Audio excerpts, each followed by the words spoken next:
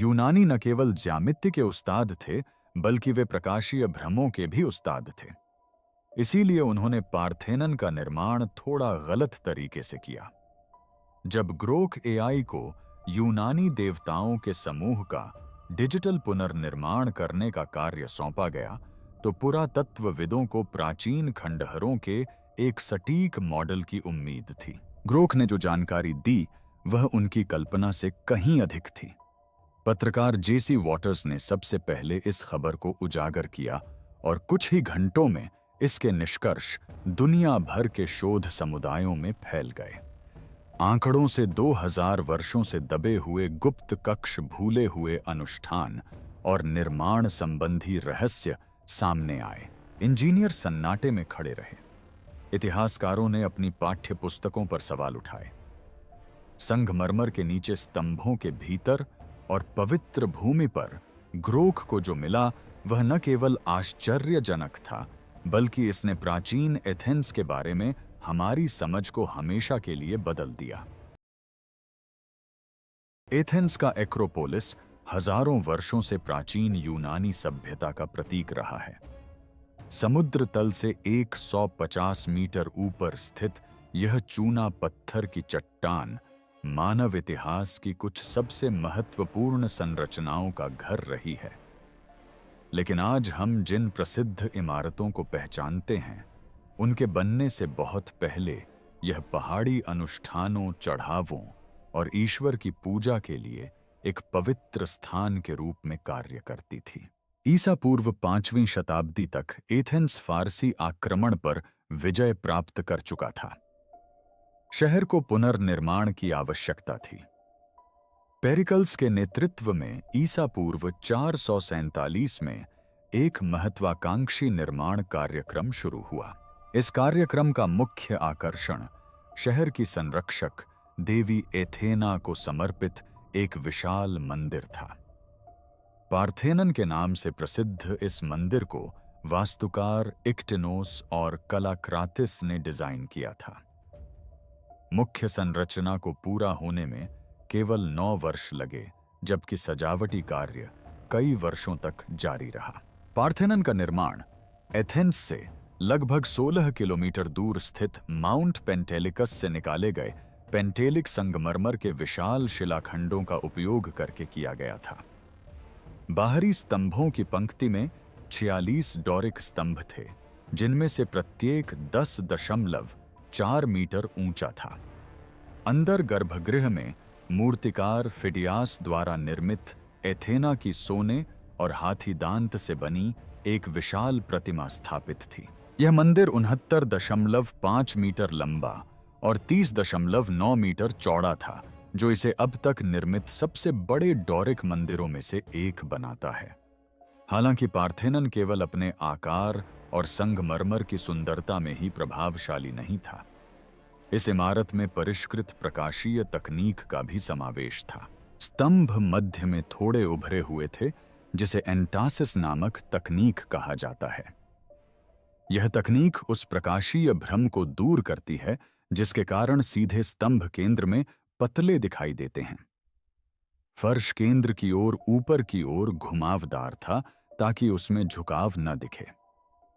कोनों के स्तंभ थोड़े मोटे थे और उन्हें एक दूसरे के करीब रखा गया था, ताकि उनके पीछे के चमकीले आकाश के प्रभाव को कम किया जा सके। इन समायोजनों के लिए असाधारण गणितीय सटीकता और मानवीय धारणा की गहरी समझ की आवश्यकता थी।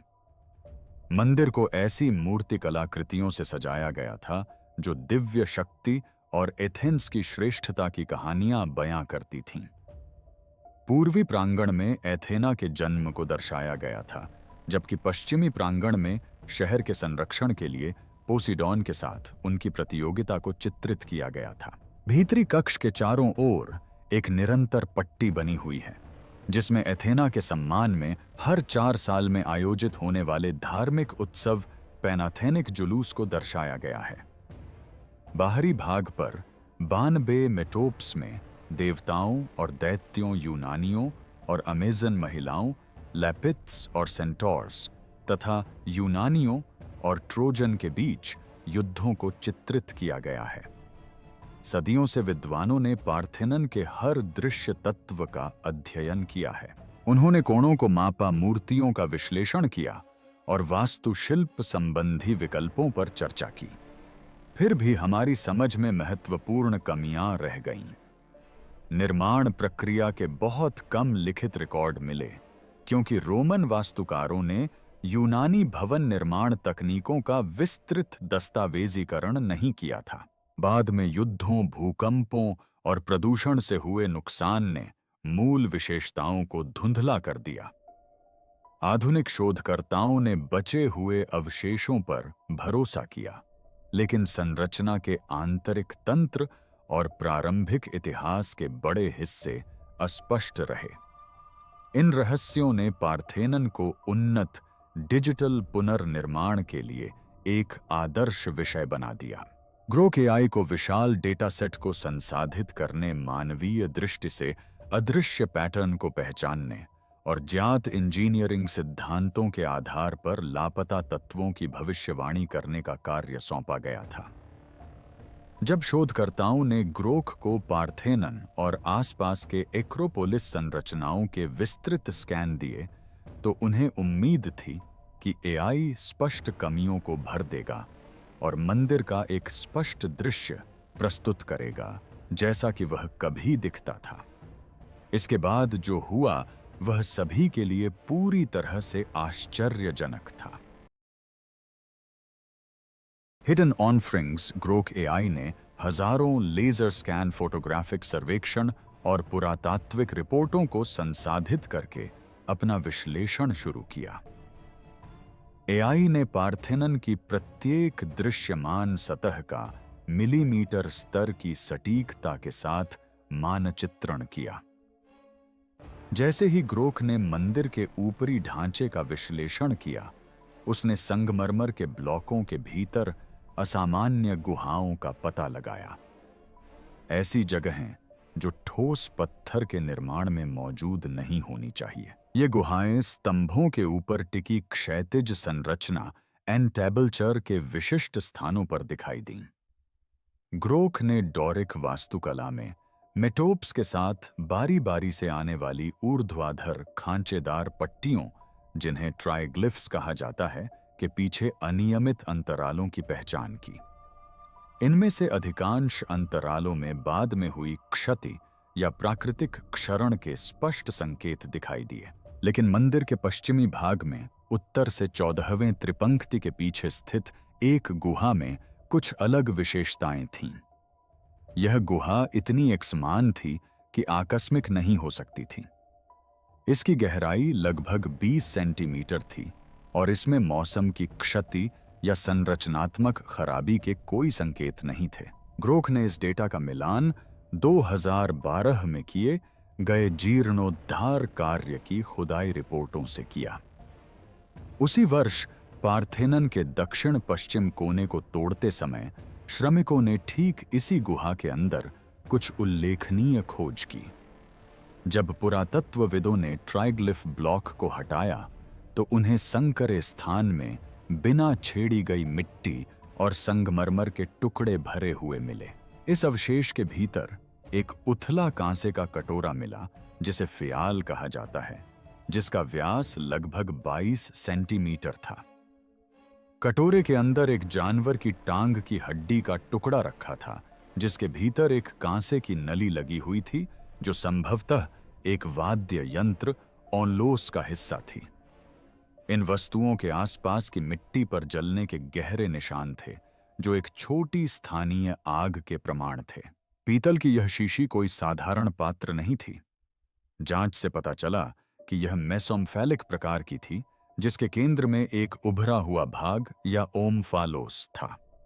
इसकी भीतरी और बाहरी दोनों सतहों पर हथौड़े से तराशी गई पत्तियों की सजावटी मालाएं बनी हुई थीं। सबसे महत्वपूर्ण बात यह है कि कटोरे के किनारे पर प्राचीन लिपि में देवी एथेना को समर्पित एक धुंधला शिलालेख खुदा हुआ था। काल विश्लेषण से पता चला कि यह कटोरा ईसा पूर्व 6ठी शताब्दी का है, जो पार्थेनन से कम 100 वर्ष पुराना है। इससे इतिहास का पूरा इतिहास ही बदल जाता है। इस खोज से यह सिद्ध हुआ कि प्राचीन मन्नत की वस्तुएं केवल खजानों में प्रदर्शित नहीं की जाती थीं या एक बार उपयोग करके रख नहीं दी जाती थीं। इस विशेष शीशी को पवित्र स्थल के पवित्र वस्तुओं के संग्रह से सावधानीपूर्वक चुना गया था और एक विशिष्ट उद्देश्य के लिए निर्माण स्थल पर लाया गया था।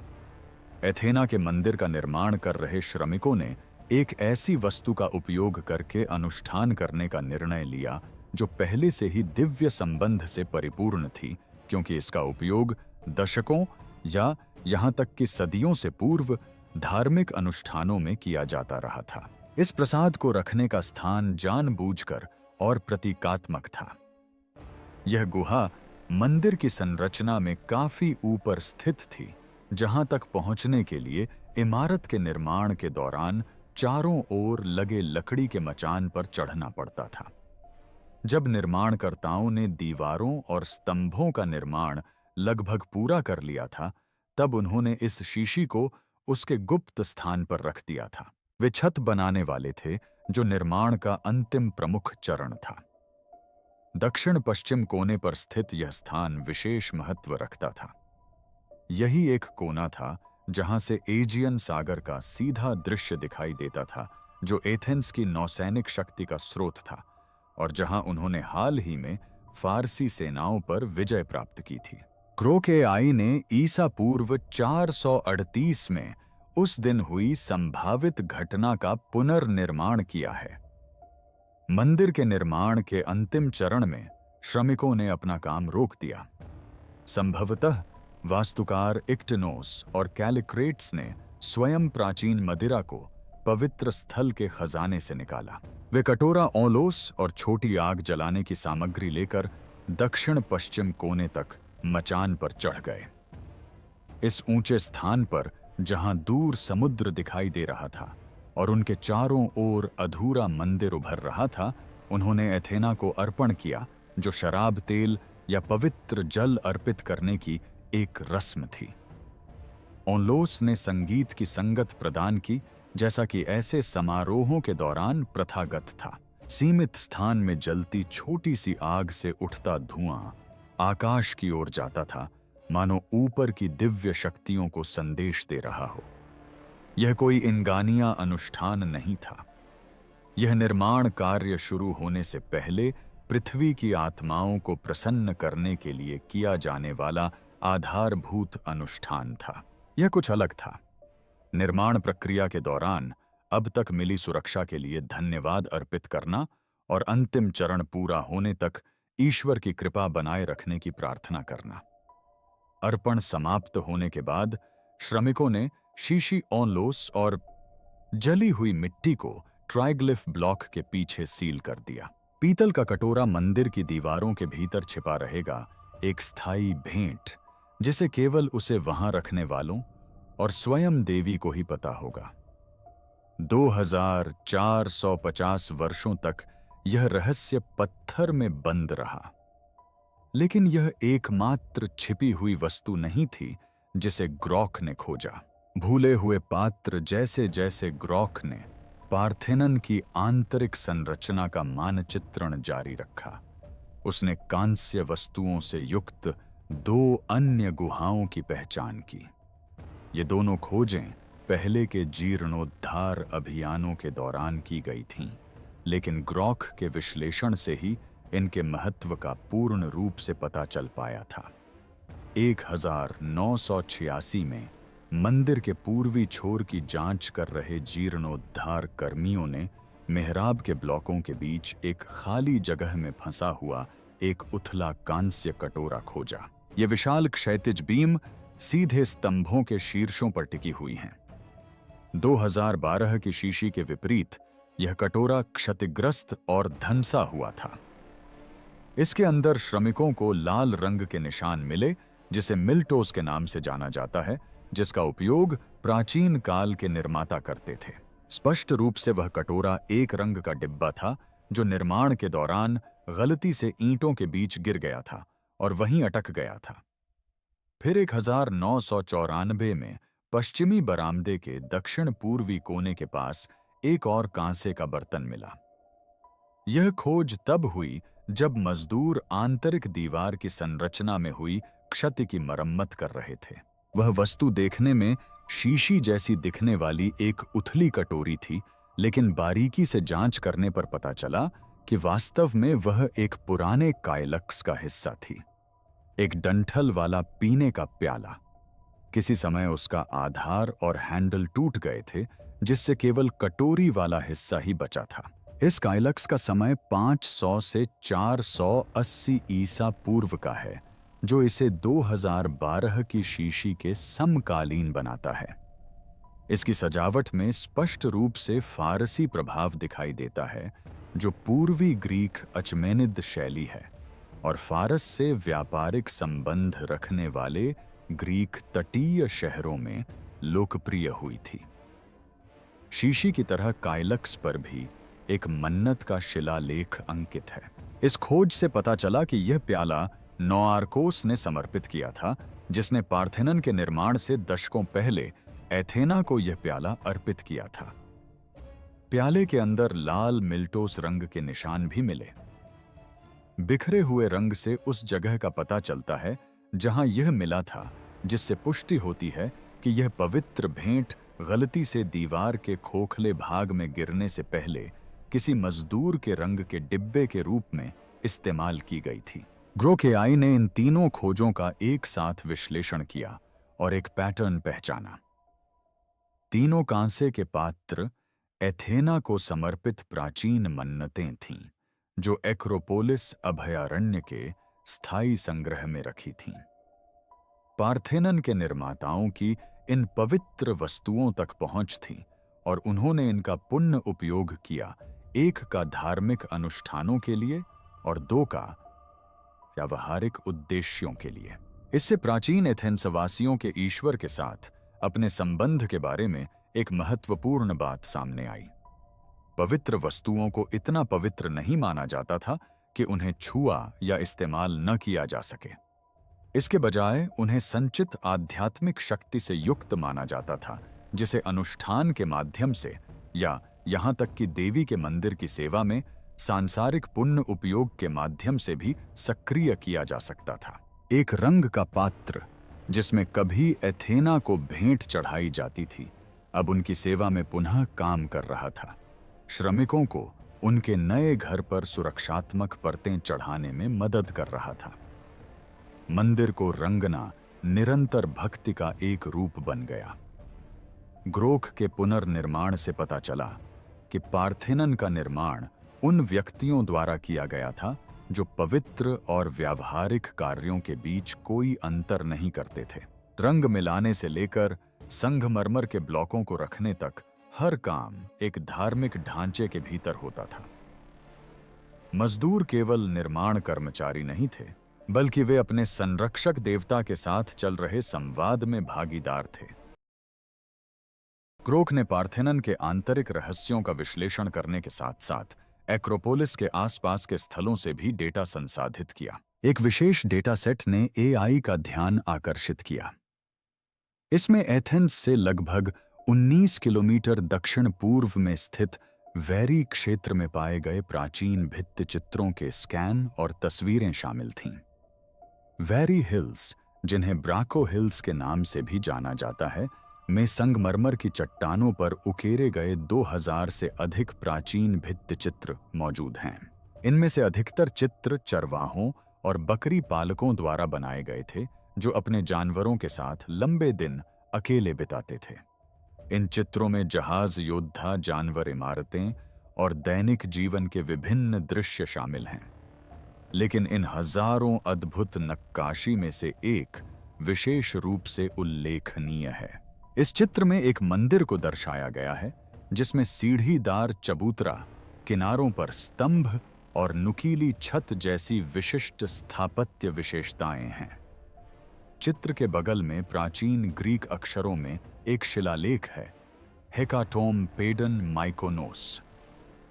इसका मोटे तौर पर अनुवाद माइकोन की 100 फुट ऊंची इमारत होता है, जिससे पता चलता है कि यह नक्काशी माइकोन नामक किसी व्यक्ति द्वारा की गई थी और इसमें लगभग 100 फुट लंबी इमारत को दर्शाया गया है।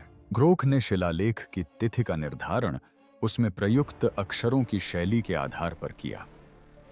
यह वर्णमाला ईसा पूर्व 6ठी शताब्दी के दौरान एथेंस में प्रयुक्त एक रूप से उत्पन्न हुई थी, जो कि 447 ईसा पूर्व में पार्थेनन के निर्माण की शुरुआत से कम 50 वर्ष पहले की बात है। लेकिन इस कालक्रम ने तुरंत एक समस्या खड़ी कर दी। यदि माइकॉन ने पार्थेनन के अस्तित्व में आने से पहले अपना चित्र उकेरा था, तो वह किस इमारत का चित्रण कर रहा था? हेकाटोम्पेडन शब्द 480 ईसा पूर्व के फारसी आक्रमण से पूर्व के प्राचीन एथेंस के वित्तीय अभिलेखों में मिलता है। इन दस्तावेजों में एक्रोपोलिस पर स्थित एक हेकाटोम्पेडन का उल्लेख है, जिसका उपयोग पवित्र खजाने को रखने के लिए किया जाता था। विद्वान लंबे समय से इस संरचना के स्वरूप पर बहस करते रहे हैं। कुछ लोगों का मानना था कि यह किसी वास्तविक मंदिर को संदर्भित करता है। अन्य लोगों का तर्क था कि यह महज एक खुला आंगन या किसी अन्य इमारत का हिस्सा था। माइकॉन के भित्तिचित्र ने इसका दृश्य प्रमाण प्रस्तुत किया। उन्होंने एक आंगन या भंडार गृह नहीं, बल्कि विशिष्ट वास्तुशिल्प तत्वों से युक्त एक संपूर्ण मंदिर संरचना को उकेरा। इसके अनुपात प्राचीन काल के मंदिरों के अनुपातों से मेल खाते थे। नक्काशी स्थल की स्थिति से एक और सुराग मिला। पहाड़ियों से ही क्षितिज पर एक्रोपोलिस स्पष्ट रूप से दिखाई देता है। माइकॉन ने संभवतः दूर से जो कुछ भी देखा उसका चित्र बनाया। ग्रोखेआई ने माइकॉन के मंदिर के चित्र का मिलान एक्रोपोलिस से प्राप्त पुरातात्विक साक्ष्यों से किया। एक्रोपोलिस संग्रहालय में संगमरमर की मूर्तियों और स्थापत्य तत्वों के टुकड़े रखे गए हैं, जो स्पष्ट रूप से पार्थेनन से भी पुराने हैं। इन टुकड़ों पर आग से क्षति और जानबूझकर किए गए विनाश के निशान दिखाई देते हैं।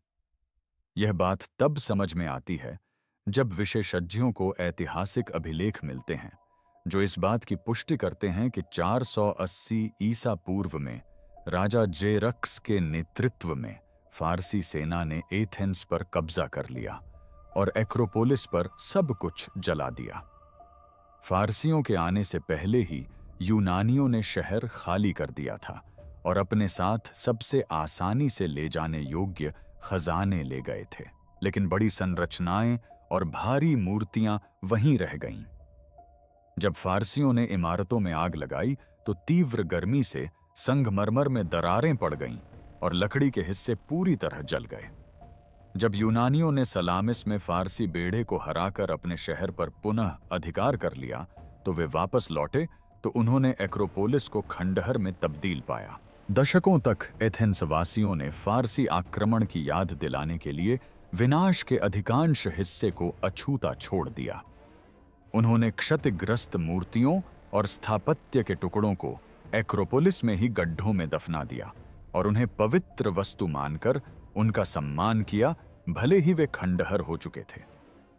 ये दफनाए गए टुकड़े ही अब एक्रोपोलिस संग्रहालय में रखे हैं। ग्रोख ने पार्थेनन से पूर्व के इन अवशेषों की स्थापत्य शैली का विश्लेषण किया। इनमें से कई में 570 से 480 ईसा पूर्व के बीच निर्मित मंदिरों में पाई जाने वाली सामान्य विशेषताएं दिखाई दीं। कृत्रिम बुद्धिमत्ता एआई ने इन तत्वों की तुलना मेकोन के चित्र में दर्शाए गए मंदिर से की और अनुपात मेल खा गए। विशेषज्ञ अवाक रह गए। स्तंभों की स्थिति बिल्कुल मेल खाती थी। यहां तक कि सीढ़ीदार चबूतरे का आधार भी उन नींव के अवशेषों से मेल खाता था जिन्हें पुरातत्वविदों ने पहले पार्थेनन के वर्तमान स्थान के नीचे और आसपास खोजा था। इससे इतिहास का पुनर्लेखन होता है। मेकोन की साधारण नक्काशी, जिसे वर्षों तक चरवाहे द्वारा बनाई गई मूर्ति का रेखा चित्र मानकर खारिज कर दिया गया था, वास्तव में एक गवाह का बयान था। उसने मूल हेकाटोम्पेटन मंदिर की छवि तब उकेरी थी जब वह अभी भी खड़ा था, संभवतः ईसा पूर्व 6ठी शताब्दी के आरंभ में। इससे यह पुष्टि हुई कि पार्थेनन से कम 50 वर्ष पूर्व एक्रोपोलिस शिखर पर एथेना को समर्पित एक विशाल मंदिर मौजूद था, जो इतना बड़ा और प्रभावशाली था कि 19 किलोमीटर दूर मूर्तियां तराशने वाले एक चरवाहे ने इसे पत्थर में उकेरने का निर्णय लिया। जब पेरिकल्स ने 447 ईसा पूर्व में अपना पुनर्निर्माण कार्यक्रम शुरू किया, तो वास्तुकारों ने खाली जमीन से शुरुआत नहीं की। उन्होंने मलबे दबी हुई मूर्तियों और नष्ट हो चुके हेकाटोम्पेटन की नींव से शुरुआत की। उसी स्थान पर पार्थेनन का निर्माण करने का निर्णय जानबूझकर लिया गया था। यह इस बात का प्रतीक था कि एथेंस फिर से उठ खड़ा होगा, पहले से भी अधिक भव्य रूप में। पत्थरों में उकेरी गई आवाजें। पार्थेनन का निर्माण करने वाले श्रमिकों ने केवल कांसे के बर्तन और नींव के पत्थर ही नहीं छोड़े, उन्होंने संरचना में अपने निशान भी उकेरे। ग्रोक एआई ने हजारों संगमरमर के टुकड़ों का विश्लेषण करके इन निशानों का पता लगाया, जिसमें औजारों के निशान, संरेखण पैटर्न और सतह की उन असामान्यताओं की खोज की गई जो नंगी आंखों से दिखाई नहीं देती। प्राचीन राजमिस्त्रियों के पास बिजली से चलने वाले औजार नहीं थे। उन्होंने विशाल संगमरमर के टुकड़ों को आकार देने के लिए कांसे और लोहे की छेनी हथौड़े और बारीक काम के लिए विशेष औजारों का इस्तेमाल किया। प्रत्येक राजमिस्त्री ने अपनी विशिष्ट तकनीकें विकसित कीं, जैसे छेनी से प्रहार करने का कोण, निशानों के बीच की दूरी और सतहों को चिकना करने की विधि। ये व्यक्तिगत शैलियां हस्ताक्षर की तरह थीं। ग्रोक ने पार्थेनन के बचे हुए पत्थरों पर कम से कम 47 अलग-अलग औजारों के निशान पैटर्न की पहचान की। इससे पता चलता है कि संगमरमर को आकार देने में लगभग 50 अलग-अलग राजमिस्त्री लगे हुए थे। संभवतः प्रत्येक कुशल कारीगर की सहायता के लिए कई मजदूर काम कर रहे थे। कुछ पैटर्न केवल बाहरी ब्लॉकों पर दिखाई देते थे, जबकि अन्य केवल आंतरिक भागों में पाए जाते थे। यह विशेषज्ञता को दर्शाता है। कुछ राजमिस्त्री दिखने वाली सतहों पर ध्यान केंद्रित करते थे, जिन्हें एकदम सटीक फिनिश की आवश्यकता होती थी, जबकि अन्य संरचनात्मक भागों पर काम करते थे, जहां दिखावट का महत्व कम था। एआई ने ब्लॉकों की स्थिति में भी पैटर्न का पता लगाया। प्राचीन यूनानी मंदिरों में मोर्टार का उपयोग नहीं किया जाता था। पत्थरों को इतनी सटीकता से काटा गया था कि वे केवल गुरुत्वाकर्षण और घर्षण बल के बल से ही आपस में जुड़ जाते थे। प्रत्येक पत्थर के ऊपरी भाग में तराशी गई खांचों में तितली या एच अक्षर के आकार के धातु के क्लैंप लगाए गए थे, ताकि आसपास के पत्थरों को आपस में बांधा जा सके। इन क्लैंपों को खांचों में पिघला हुआ सीसा डालकर मजबूती से फिक्स किया गया था। ग्रोक ने पार्थेनन की शेष संरचना में प्रत्येक क्लैंप की स्थिति का मानचित्रण किया। ब्लॉक के आकार और स्थिति के आधार पर उनकी दूरी और स्थान में थोड़ा अंतर था, लेकिन कुछ खंडों में क्लैंप की दूरी असामान्य रूप से कम थी, जिससे पता चलता है कि उन क्षेत्रों में स्थिरता को लेकर निर्माणकर्ताओं को विशेष चिंता थी। इनमें से अधिकतर सुदृढ़ीकरण क्षेत्र दक्षिण पश्चिम कोने में दिखाई दिए, ठीक उसी कोने में जहां अनुष्ठानिक फाइल छिपाई गई थी। इससे पता चलता है कि व्यावहारिक इंजीनियरिंग संबंधी चिंताओं के साथ साथ शक्ति और सुरक्षा के स्थान के रूप में इस कोने का प्रतीकात्मक महत्व भी था। संभवतः निर्माताओं ने यह महसूस किया होगा कि समुद्र की ओर मुख किए हुए और दोनों ओर जटिल मूर्तिकला कार्यक्रमों का भार वहन करने वाले इस कोने को अतिरिक्त संरचनात्मक सहायता की आवश्यकता थी। उनकी अनुष्ठानिक भेंट में दैवीय सहायता की प्रार्थना ठीक उसी स्थान पर की गई जहां मानव इंजीनियरिंग को सबसे बड़ी चुनौती का सामना करना पड़ रहा था। औजारों के निशानों और क्लैंपों के अलावा ग्रोक ने कुछ और भी देखा। गलतियों और मरम्मत के सबूत। उत्तर दिशा में स्थित एक स्तंभ के ड्रम पर छेनी के निशान थे, जहां एक राजमिस्त्री ने गलती से अधिक गहरा काट दिया था, फिर सावधानीपूर्वक उस गड्ढे को संगमरमर के पेस्ट से भरकर सतह को फिर से आकार दिया था। आंतरिक दीवारों में कई ब्लॉक उलटे या घुमाए गए थे, जिससे पता चलता है कि उन्हें शुरू में गलत तरीके से रखा गया था और फिर समायोजित किया गया था। फर्श के एक हिस्से में आंशिक रूप से अलग करके फिर से जोड़ने के संकेत थे, संभवतः माप की त्रुटि को ठीक करने के लिए। इन खामियों से यह पता चलता है कि प्राचीन ग्रीस के सबसे प्रसिद्ध वास्तुकार और राजमिस्त्री भी इंसान थे। उन्होंने गलतियां की, उन्होंने उनके समाधान भी खोजे। जब वास्तविकता उनके रेखा चित्रों से मेल नहीं खाती थी, तो उन्होंने अपनी योजनाओं में बदलाव किया। पार्थेनन किसी दिव्य योजना से परिपूर्ण होकर नहीं बना था। इसका निर्माण कई पीढ़ियों के बिल्डरों द्वारा अर्जित कौशल, गलतियों और प्रयोगों के माध्यम से हुआ था। ग्रोख के विश्लेषण ने निर्माण स्थल का विस्तृत विवरण प्रदान किया। सैकड़ों मजदूर वर्षों तक एक्रोपोलिस में कार्यरत रहे। निर्माणाधीन मंदिर के चारों ओर मचान लगे हुए थे। पवित्र चट्टान पर हथौड़ों और छेनी की आवाज गूंज रही थी। संगमरमर की धूल हर जगह फैली हुई थी। लकड़ी की क्रेनें कई टन वजनी ब्लॉकों को उठाकर उनकी जगह पर रख रही थीं। गाड़ियां खड़ी ढलान वाली सड़क पर सामान ढो रही थीं। पर्यवेक्षक निर्देश चिल्ला रहे थे। संगीतकार अनुष्ठानिक क्षणों के दौरान वाद्य यंत्र बजा रहे थे। महत्वपूर्ण चरणों में पशुओं की बलि दी जाती थी, और इन सब के बावजूद श्रमिकों को यह पता था कि वे कुछ ऐसा बना रहे हैं जो उनसे हजारों साल अधिक समय तक कायम रहेगा। छिपे हुए रहस्य।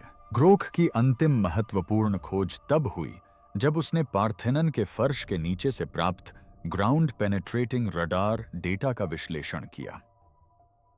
एआई ने मिट्टी और चट्टान में कुछ विसंगतियों का पता लगाया, जिनसे यह संकेत मिलता है कि वर्तमान मंदिर के निर्माण से पहले भी अतिरिक्त संरचनाएं मौजूद थीं। पार्थेनन के पश्चिमी भाग के नीचे ग्रोख ने पहले की नींव की दीवारों के अवशेषों की पहचान की। ये दीवारें वर्तमान इमारत के अनुरूप नहीं थीं। वे थोड़े अलग कोण पर स्थित थीं और संगमरमर के बजाय चूना पत्थर से बनी थीं। अन्य स्थलों पर इसी तरह की निर्माण तकनीकों के विश्लेषण से पता चलता है कि ये नींव मूल हेकाटोम्पेटन मंदिर की थीं, जिसका रेखा चित्र मेकोन ने ईसा पूर्व 6ठी शताब्दी में बनाया था। लेकिन ग्रोख को मंदिर के पूर्वी हिस्से के नीचे कुछ और ही मिला। फर्श के नीचे कई छोटे छोटे कक्ष थे, जिनमें से प्रत्येक लगभग 2 मीटर चौकोर था। ऐसा प्रतीत होता है कि इन कक्षों को जानबूझकर संरक्षित किया गया था और पार्थेनन की नींव की संरचना में शामिल किया गया था, न कि ध्वस्त किया गया था। पुरातत्वविदों को ज्ञात था कि पार्थेनन के निर्माण से सदियों पहले से ही एक्रोपोलिस को एक पवित्र स्थल के रूप में उपयोग किया जाता रहा था। शिखर पर चढ़ावे, समर्पण और अनुष्ठानिक अवशेष जमा होते रहे।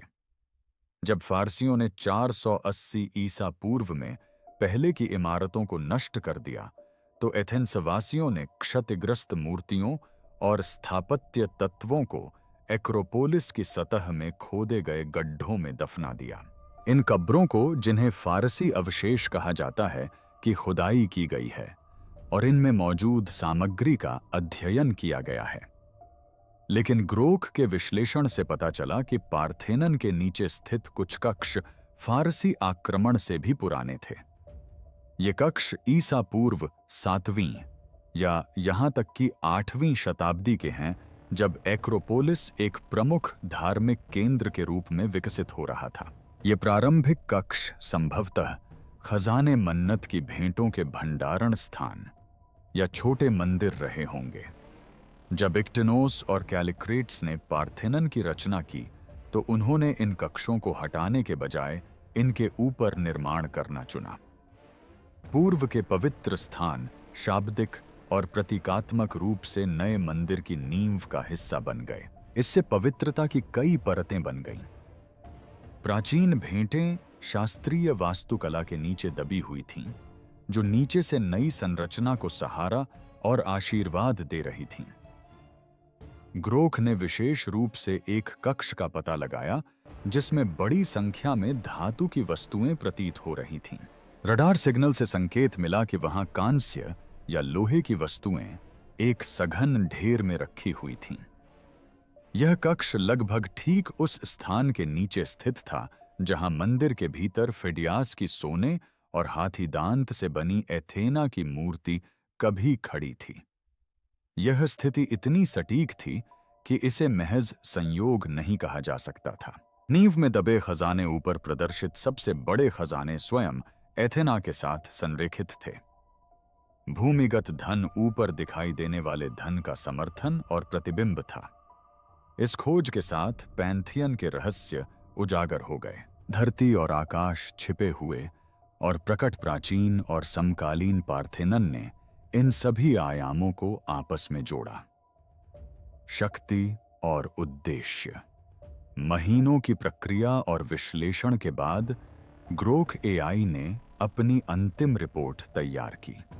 पुनर्निर्मित पार्थेनन डिजिटल रूप में मौजूद था, जिसमें इसकी सभी छिपी हुई प्रणालियां, सौर संरेखण, भूमिगत कक्ष और निर्माण इतिहास शामिल थे। हालांकि ग्रोख ने इसमें एक और तत्व जोड़ा, मंदिर को उस तरह से डिजाइन करने के पीछे का सिद्धांत। ग्रोख ने प्रस्ताव दिया कि पार्थेनन एक साथ 3 उद्देश्यों की पूर्ति करता था। पहला, यह एथेना का मंदिर था, देवी का घर जहां अनुष्ठान किए जा सकते थे और भेंट चढ़ाई जा सकती थी। दूसरा, यह एक ऐसा खजाना था जहां एथेंस अपनी संपत्ति और एथेंस के नेतृत्व में ग्रीक नगर राज्यों के गठबंधन डेलियन लीग के संयुक्त कोष को संग्रहित करता था। तीसरा और सबसे महत्वपूर्ण बात, यह वास्तुकला में निहित शक्ति का प्रतीक था। पार्थेनन ने यह घोषित किया कि एथेंस न केवल क्षेत्र पर बल्कि ज्ञान पर भी नियंत्रण रखता था। पार्थेनन का हर तत्व इस संदेश को पुष्ट करता था। संगमरमर एथेंस के नियंत्रण वाली खदानों से आया था। मूर्तिकार एथेंस के निवासी थे या एथेंस के निर्देशन में काम करते थे। यह धन अन्य यूनानी शहरों द्वारा एथेंस को सुरक्षा के बदले दिए जाने वाले कर से प्राप्त हुआ था। एथेंस के प्रशासकों ने श्रम का प्रबंध किया और बनकर तैयार इमारत एक्रोपोलिस पर खड़ी थी, जो एटिका के किसी भी हिस्से से और पीरियस बंदरगाह की ओर आने वाले जहाजों से दिखाई देती थी, और इसे देखने वाले हर व्यक्ति को यह याद दिलाती थी कि एथेंस यूनानी जगत में एक प्रमुख शक्ति था। लेकिन ग्रोख ने एक और बात पर ध्यान दिलाया जिसे इतिहासकारों ने अनदेखा कर दिया था। पार्थेनन का निर्माण बहुत तेजी से हुआ था। मुख्य संरचना को पूरा होने में केवल 9 वर्ष लगे थे। प्राचीन निर्माण परियोजनाओं के लिए यह गति असामान्य थी, क्योंकि आमतौर पर इनमें दशकों लग जाते थे। इस जल्दबाजी से तात्कालिकता का संकेत मिलता था। एथेंस को पार्थेनन का निर्माण तब तक पूरा करवाना था जब तक पेरिकल्स सत्ता में थे, जब तक डेलियन लीग का खजाना लगातार आ रहा था और जब तक शहर का प्रभुत्व निर्विवाद बना हुआ था। वास्तव में यह प्रभुत्व अधिक समय तक नहीं टिकने वाला था।